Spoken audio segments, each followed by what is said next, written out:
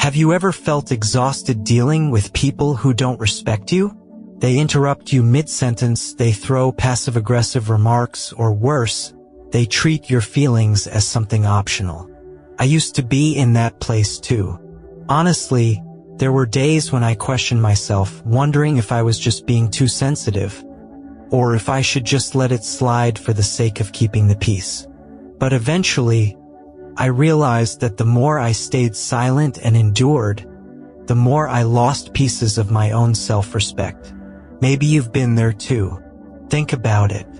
If we keep stepping back and staying silent, we're teaching others that they can mistreat us without consequence.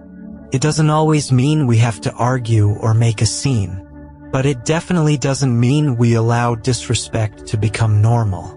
Respect doesn't happen by accident. It's built through the way we protect ourselves, through the boundaries we're willing to set and defend. Let me tell you a story. Back then, I worked in an environment where harsh jokes and subtle insults were considered normal. At first, I tried to laugh them off, but inside, the hurt piled up. Until one day, I decided to change the way I responded, not to fight back, but to step out of that toxic cycle altogether. From those experiences, I distilled a few simple yet powerful ways to deal with people who don't respect you, while maintaining your calm and dignity. Today, I want to share with you 6 practical ways to handle disrespect, rooted in Stoic philosophy. Calm without being weak, strong without needing to shout. If you truly want to reclaim the respect you deserve, stay with me until the very end of this video. Part 1. Embrace the silent stare. Sometimes words are no longer necessary. Honestly, a silent stare can be more powerful than hundreds of explanations or comebacks. When someone insults you, tries to belittle you, or undermines you in front of others, our first instinct is often to defend ourselves, to explain, to reclaim justice. But the more we try to justify ourselves, the deeper we fall into their trap. A game we've already lost the moment we engage. Think about it. What would happen if you simply looked at them? No words, no change in expression, no anger, no submission. Just calmly, silently, meeting their eyes. That stare is not a challenge. It is not fueled by resentment. It is simply a presence, fully awake and aware. It says, without words, I see you, I understand what you're trying to do, but I will not play along. Let me tell you a story. Back then, during a team meeting, a colleague kept interrupting me, acting as if my opinions had no value. At first, I tried to cut in politely, tried to maintain a respectful tone. But the more I tried, the smaller I felt. Then I decided to change my approach. The next time he cut me off, I simply leaned back in my chair, crossed my arms, and looked him straight in the eye. No frown, no flinch, no reaction. Just a steady gaze. 5 seconds passed, feeling like an eternity. The room grew tense. Other people began looking at him too. And suddenly, the overconfident man who always dominated the room started fumbling over his words, awkwardly shifting his gaze. From that moment, he no longer interrupted me so freely. The silent stare is not just a one-time tactic. It's a nonverbal declaration that you are centered, that you won't be dragged into someone else's chaos. It's also a mirror. When you calmly hold someone's gaze, you force them to confront their own behavior without offering them any excuse or outlet. Honestly, the hardest part isn't the staring, it's maintaining inner calm while you do it. It's not about pretending to be unbothered while seething inside. It's about truly refusing to let someone else's behavior disturb your inner peace. And that's where the real power lies. I know it's not easy. It took me a long time to master this, to train myself to stay still, to hold a silent, steady presence when confronted with disrespect. At first, you might feel awkward, maybe even trembling inside. But trust me, if you try it just once, you'll realize you are far stronger than you ever thought. Next time someone disrespects you, pause. Look at them calmly. Let them feel the emptiness created by their own actions. Let them see that they can no longer manipulate you so easily. And most importantly, let yourself feel the deep surge of self-respect rising within you. You don't need words to protect your dignity. A silent, grounded stare speaks louder than any argument. In a world addicted to noise, silence can be the ultimate power. Next time you feel disrespected, try using the silent stare. And if you've ever experienced a moment like that, share your story in the comments. I'd love to hear about your journey toward strength. Part 2. Embrace silence as your answer. There's something interesting I've learned along the journey of growing up.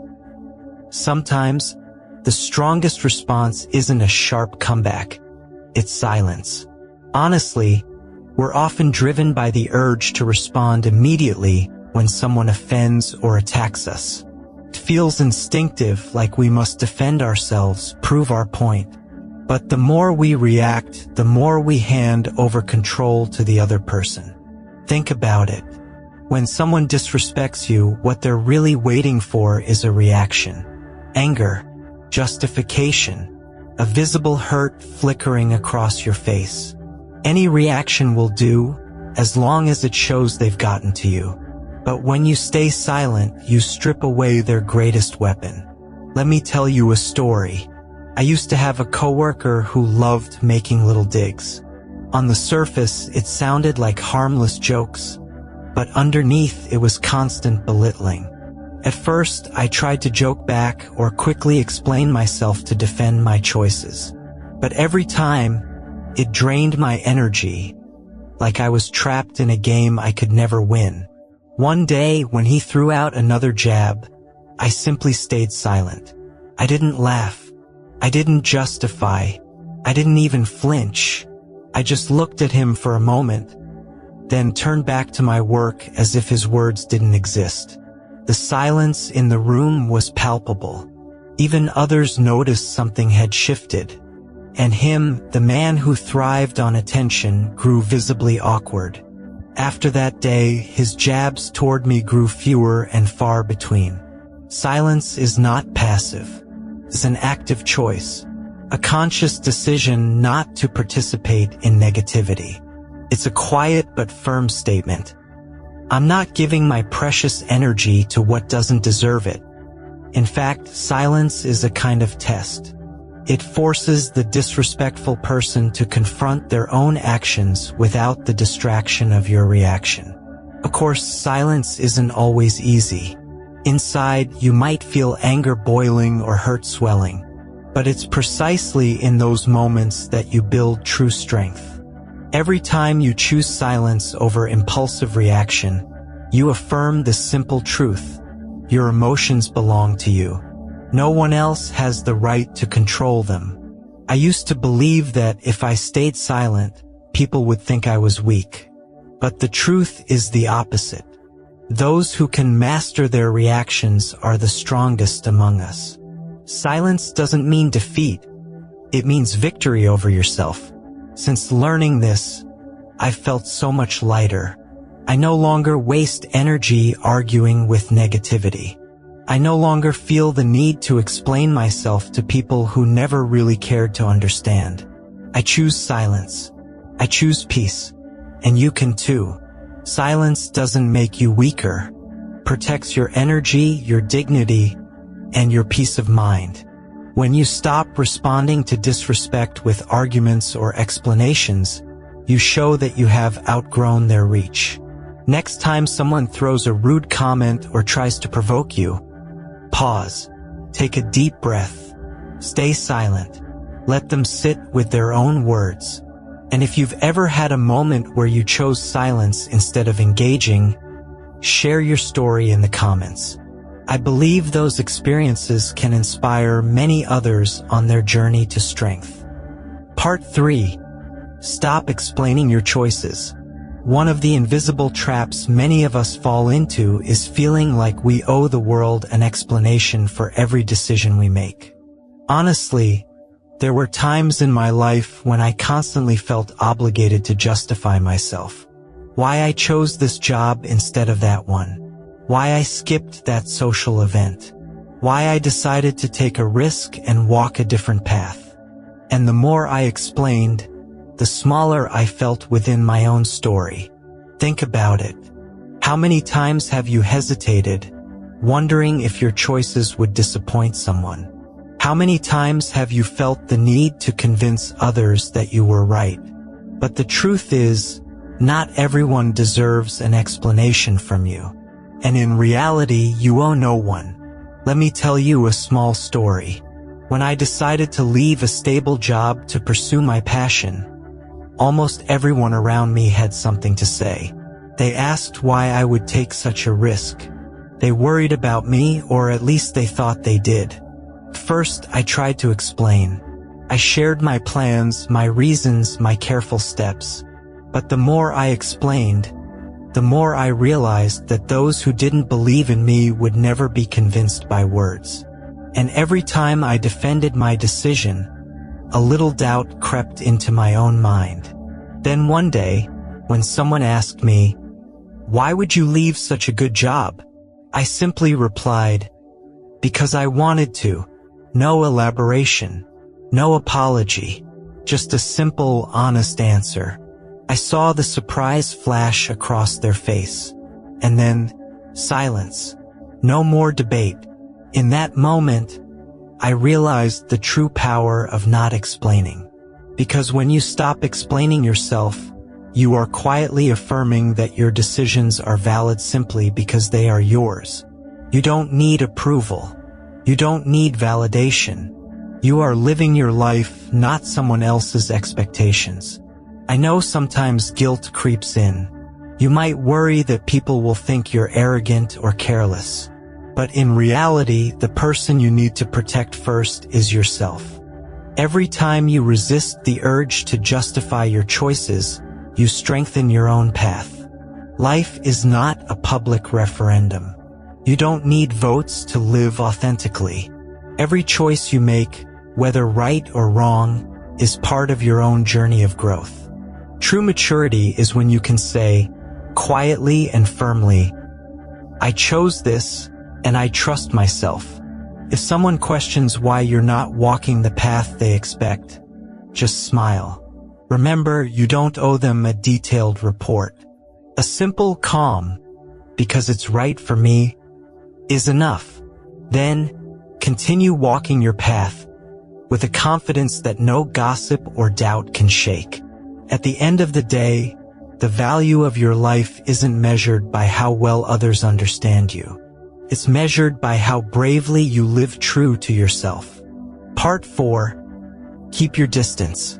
There are people in this life who, no matter how kindly you treat them, will still find ways to hurt you.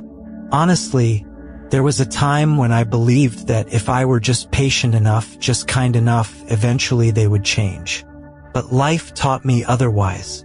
Being kind to those who don't appreciate it is like pouring water into a bottomless jar. In the end, you only drain yourself. Think about it. How many times have you forgiven hurtful words? How many times have you told yourself, maybe they didn't mean it, and stayed, only to collect deeper scars? We cannot change others, and we are not obligated to endure relationships that leave us feeling depleted. Let me tell you a story. Once, I had a very close friend. Over time, though, every encounter left me feeling heavy inside. What seemed like harmless jokes often carried subtle barbs, undermining my dreams and decisions. At first, I brushed it off, telling myself, that's just how they are. But the more I stayed, the smaller I felt, the more doubt crept into my confidence. One day, I decided to do something very simple. I kept my distance. No loud confrontations, no dramatic exits. I simply started seeing them less, reaching out less. And something amazing happened. I felt lighter. I began making space for healthier relationships, for people who truly believed in and uplifted me. Keeping your distance doesn't mean you hate someone. It simply means you are choosing to protect yourself.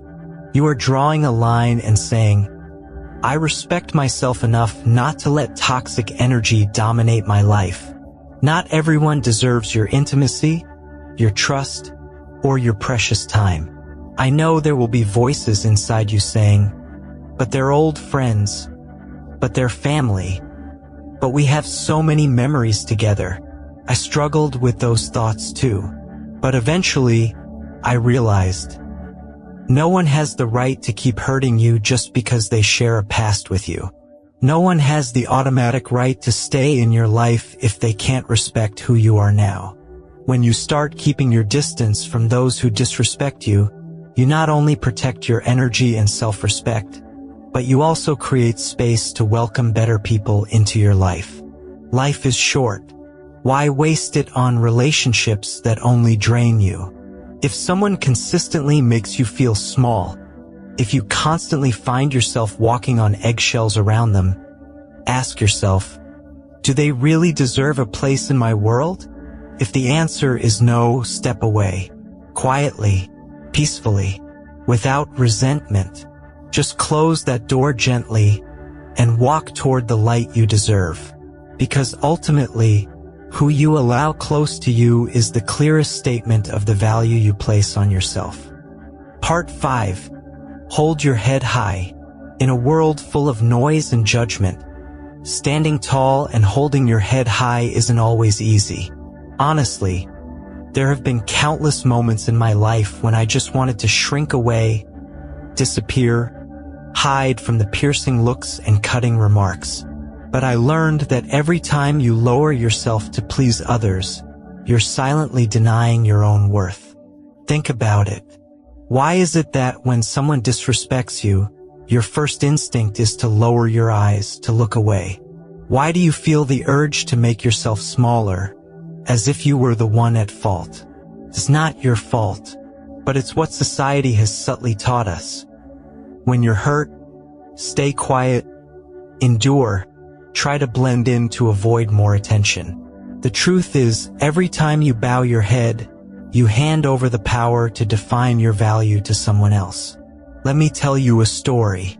I once worked in an environment where competition and subtle mockery were part of everyday life.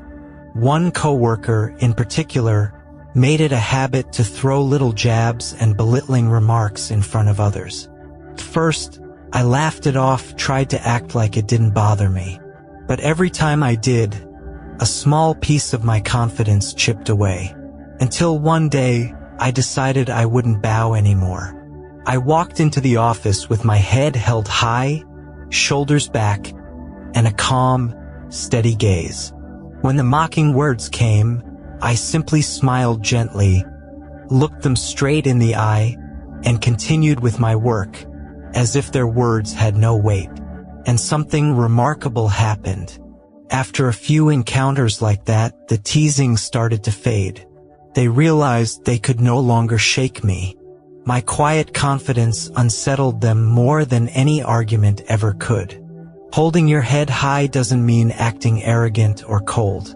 It simply means reminding yourself, I have value, regardless of how others perceive me. I have the right to exist fully and unapologetically, without asking for permission or approval. There will be times you feel isolated, times when old friends feel uncomfortable with your newfound strength. But remember, you are not here to make everyone comfortable.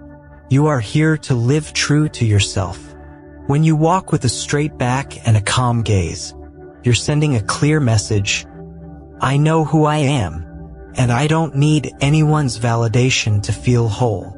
If someone throws a mocking comment, smile. If someone tries to make you feel small, take a deep breath, square your shoulders, and keep walking.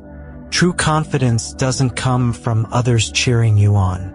It comes from accepting and respecting yourself, even when the world turns its back. In the end, how you treat yourself shapes how the world treats you.